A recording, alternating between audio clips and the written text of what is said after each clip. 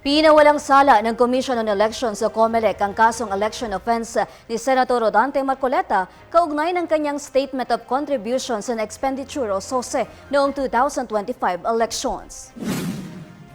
Sa resolusyon, inaprubahan ng poll body ang rekomendasyon ng Political Finance and Affairs Department o PFAD na itigil ang investigasyon dahil sa kakulangan ng ebidensya na magpapatunay ng anumang paglabag. Samantala, inaprubahan rin ng COMELEC ang rekomendasyon ng PFAD na magsampa ng election complaint laban sa tatlong campaign donors niya na sina Michael Tan Defensor, Joseph Varias Espiritu at Aristotel Baluyot Viraya. Sa desisyon, malinaw na walang nagawang paglabag si Marcoleta, ngunit nagpapatuloy ang investigasyon sa kanyang mga campaign donors.